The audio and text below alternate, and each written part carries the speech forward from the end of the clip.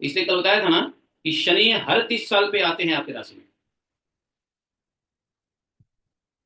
आपके राशि में जब आते हैं तो 2.5 साल के लिए रहेंगे, और जब एक बार राशि से निकल जाएंगे तो 30 साल के बाद आएंगे।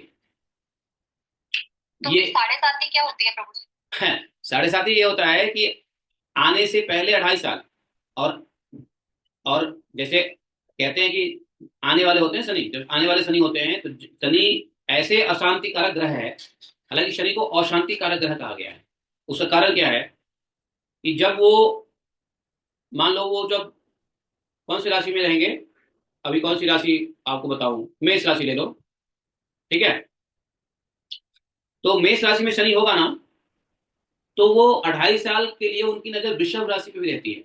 और जब वो वृषभ पे रहते हैं ना, तो मिथुन में आने से पहले 2.5 साल वृषभ पे उनका नजर रहता है, शैडो। तो 2.5 साल आने से पहले, तो मान लो चलो एक काम करो, देखो वृषभ राशि में शनि चल रहा है, तो मेष में 2.5 साल से निकल चुका है, लेकिन फिर भी उसका ध्यान उधर रहता है, एक आंख उधर रखते हैं। और मेष, अब मान लो वृषभ में शनि है, तो एक आंख शनि का रहता है मिथुन में। तो 2.5 साल के लिए पीछे उनका नजर रहता है, 2.5 साल के लिए आगे नजर रहता है, और 2.5 साल जहां पे होते हैं वहां तो होते ही हैं। तो इसलिए शनि की अढ़ैया कहते हैं कि इसलिए एक होता है उदय शनि, शनि और अस्त शनि।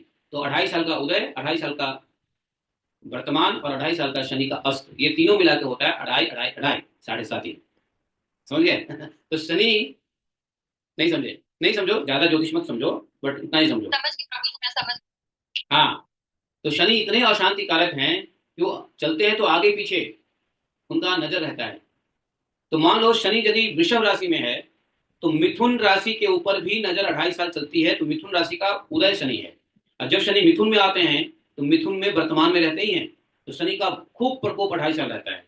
और जब वो कर्क में चले जाते हैं, तो शनि मिथुन के लिए अस्त शनि कहलाते हैं, तो उसमें वो कमजोर पड़ जाते हैं, उसमें ज्यादा नुकसान नहीं होता है।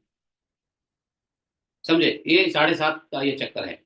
हालांकि उस राशि में रहने पे वो 2.5 साल तक रहते हैं शनि। इसका कारण यही है कि 30-30 महीने भोगते हैं एक राशि में। कारण क्या है? क्योंकि बृहस्पति से भी 2 लाख योजन ऊपर है। तो अब समझ लो सूर्य से कितना ऊपर होंगे।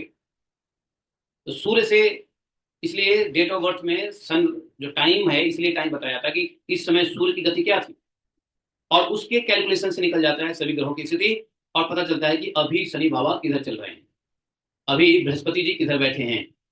तो 30-30 महीना